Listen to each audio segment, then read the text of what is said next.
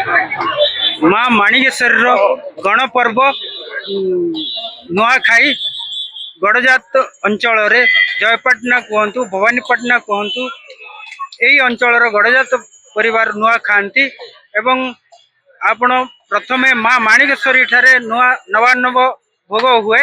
भोग हो सारा पर वर्तमान आमे शुणा गवेषक अच्छा सत्यन महापात्र कि शुणा। देखंतु कलाहांडी जिले में नुआखाई एक भिन्न एवं स्वतंत्र परंपरा रही।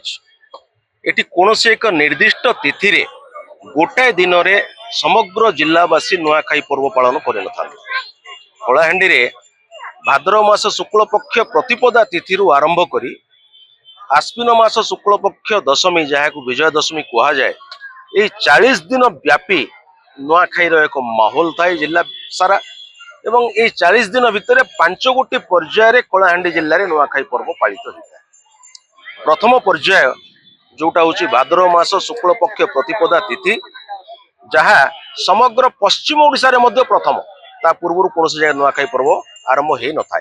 से दिन भाद्रव मास शुक्ल पक्ष प्रतिपदा तिथि रे कलाहांडी जिलार केसिंगा ब्लॉक अंतर्गत पथरला बहादुर पदर ये दुईटा ग्राम रे ग्रामवासी माने नुआ खाई था। द्वितीय पर्याय जोटा हूँ ऋषि पंचमी बा भाद्रव मास शुक्ल पक्ष पंचमी जो दिन पश्चिम ओडिशा रे गणपर्व नुआखाई पालित होता है से दिन मध्य कलाहांडी जिलार ग्रामांचल गुड़िक नुआखाई पर्व पालित होता है।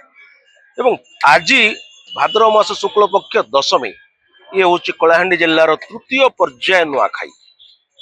परंपरा अनुजाई कलाहांडी इष्ट देवी माँ माणिकेश्वरी प्रतिवर्ष भाद्रव मास शुक्ल पक्ष दशमी तिथि रे माँ नवान्न भोग लगी करा जाता है एवं माँ माणिकेश्वरी नवान्न भोग सहित माँ माणिकेश्वरी सहित कलाहांडी जिलार भवानीपाटना सहर समेत कलाहांडी गड़जातर पुरातन जमीदारी अंचल करलापाट वामुल रामपुर महुलपाटना जयपाटना मदनपुर रामपुर एवं लांजीगढ़ यही जमीदारी अंचलवासी आज दशमी तिथि रे माँ माणिकेश्वरी सहित नवान्न भक्षण करते।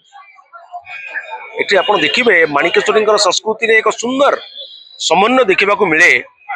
वर्ष तमाम माणिकेश्वरी पूजार्चना मंदिर रे ब्राह्मण सेवायत मान द्वारा संपादित होता है किंतु नवान्न भोग माणिकेश्वरी जड़े आदिवासी गंड संप्रदायर सेवायत द्वारा संपादित होता है। तेणु माणिकेश्वरी नुआखाई रे उभय वैदिक संस्कृति एवं आदिवासी संस्कृति का सुंदर समन्वय देखा मिले। आज नुआखाई पर्व एथि निमंते भवानीपाटना ठारू प्राय 15 किलोमीटर दूर नागजरी सगड़ा ग्राम रे गोटे आदिवासी गंड संप्रदायर वंश परंपरा क्रमे राजा राजुड़ा अमल मापी जमी भोग करी आसुचंती मांकर ए नवान्न भोग सेवा संपादन करिबा पाई। से माने से आदिवासी गंड संप्रदायर सेवायत नुआखाईर पूर्व दिन नवान्न भोग लगी आवश्यक होतिबा नुआ धान रू चूड़ा प्रस्तुत करी पुरई पत्र टोपा चांगुड़ी सरा दीप हांडी जहाँ जहाँ आवश्यक जिनस अच्छी नवान्न भोग निमंते से सब भार रे धरी से गंड संप्रदायर सेवायत पूर्व दिन संध्यारे मंदिर को पहुंची था। एवं आज बड़ी भोर स्नान शौच हो शुद्धपूत भाव नूतन वस्त्र परिधान कर सारिबा परे निर्धारित लग्न रे जिमिति चलित वर्ष लग्न बाहरी माँ नवान्न भोग निमंते 8:45 रु 9:05 से धार्य लग्न रे माँ गंभीरा घर भितर माँ को नवान्न भोग लगी करी से आदिवासी गंड संप्रदायर सेवायत एवं ता परे परे कलाहांडीर एक स्वतंत्र परंपरा होची जे सर्वसाधारण निमंते राज महाराज तरफ नुआ चूड़ा एवं गुड़ माँ भोग होता नुआ चूड़ा एवं गुड़ बंटा जाए। मंदिर समस्त श्रद्धालु माँ से नुआ चूड़ा एवं गुड़ संग्रह कर नहीं सारिबा परे निज घरे निजर इष्ट देवादेवी को पूजा अर्चना करी परिवार समस्त एकाठी बसी नुआ खाई था। यापर आसे चतुर्थ पर्याय सोटा आप जानी माणिकेश्वरी प्रसिद्ध छतर यात्रा होता है दशहरा समय সেই ଛତର ଯାତ୍ରା ଦିନ ଚତୁର୍ଥ ପର୍ଯ୍ୟାୟ ନୂଆଖାଇ ପର୍ବ ପାଳିତ ହୋଇଥାଏ। ଛତର ଯାତ୍ରା ସାଧାରଣତଃ ଆଶ୍ୱିନ ମାସ ଶୁକ୍ଳ ପକ୍ଷ ନବମୀ ତିଥିରେ ଅନୁଷ୍ଠିତ ହୋଇଥାଏ। ମାଙ୍କର ଛତ୍ର ମନ୍ଦିରକୁ ପ୍ରତ୍ୟାବର୍ତ୍ତନ କରିସାରିବା ପରେ ଗମ୍ଭୀରା ଘରରେ ମାଙ୍କର ଛତ୍ରକୁ ବସେଇ ସାରିଲା ପରେ ଆପଣ ଦେଖୁଥିବେ ମାଣିକେଶ୍ୱରୀ ମନ୍ଦିରକୁ ଲାଗିକିରି ଉତ୍ତର ଦିଗରେ ରହିଛି ଏକ ଛୋଟ ମନ୍ଦିର। ସେଇ ଛୋଟ ମନ୍ଦିରକୁ ଆମେ ସ୍ଥାନୀୟ ଭାଷାରେ ସ୍ଥାନୀୟ ଅଞ୍ଚଳବାସୀ କହୁ ବୁଢା ରାଜାଙ୍କ ମନ୍ଦିର। ବୁଢା ରାଜା ହଉଛନ୍ତି ମହାକାଳ ଭୈରବ।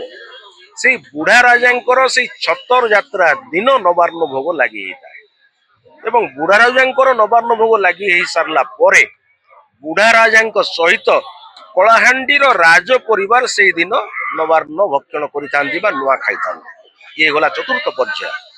ବିଜୟା ଦଶମୀ ହଉଛି ପଞ୍ଚମ ତଥା ଶେଷ ପର୍ଯ୍ୟାୟ। ଏଇ ଚାରୋଟି ପର୍ଯ୍ୟାୟ ଭିତରେ ଧାର୍ଯ୍ୟ ଦିନରେ ଧାର୍ଯ୍ୟ ତିଥିରେ ଯଦି କୌଣସି ପରିବାରର କିଏ ଜନ୍ମ ହେଇଯାଏ ବା କାହାର ଦେହାନ୍ତ ହେଇଯାଏ ଏବଂ ସେଥିପାଇଁ ସେମାନେ ଅଶୌଚ ହେଇକରି ନୂଆ ଖାଇପାରି ନଥାନ୍ତି, ଛାଡି ହେଇଯାଇଥାନ୍ତି, ସେଇ ସମସ୍ତଙ୍କ ପାଇଁ ଛାଡି ହେଇଯାଇଥିବା ସମସ୍ତେ ବିଜୟା ଦଶମୀ ଶେଷ ତିଥିରେ ନୂଆ ଖାଇଥାନ୍ତି। ତେଣୁ କଳାହାଣ୍ଡି ଜିଲ୍ଲାରେ ଯଦି ଆପଣ ହିସାବ କରିବେ ଭାଦ୍ର ମାସ ଶୁକ୍ଳ ପକ୍ଷ ପ୍ରତିପଦାରୁ ଆରମ୍ଭ କରି ବିଜୟା ଦଶମୀ ପର୍ଯ୍ୟନ୍ତ 40 ଦିନ ବ୍ୟାପୀ 5 ଗୋଟି ପର୍ଯ୍ୟାୟରେ ନୂଆଖାଇ ପର୍ବ ପାଳିତ ହୋଇଥାଏ। ଦେଖନ୍ତୁ ବର୍ତ୍ତମାନ ଗବେଷକ ଯୋଉ ହିସାବରେ କହିଲେ ଯୋଉ ପରମ୍ପରା ଅଛି ମାଣିକେଶ୍ୱରୀଙ୍କର ମାଣିକେଶ୍ୱରୀ ଖାଇଲା ପରେ ଏବଂ ଆମେ ସପରିବାର ବସି ନୂଆ ଖାଉ ଏବଂ ଭାଇଚାରାର ପର୍ବ ତାପରେ ଜୁଆର ଭେଟଘାଟ ହୁଏ। ଯେ ବିଦେଶରେ ଥିଲେ ମଧ୍ୟ ଆସି ନୂଆ ବସ୍ତ୍ର ପରିଧାନ କରି ନୂଆ ଖାଆନ୍ତି। ମନମୋହନ ପ୍ରଧାନ, ଦିନଲିପି ଲାଇଭ। ଦିନଲିପି ଲାଇଭ୍ को एबे ही लाइक शेयर सब्सक्राइब करंतु।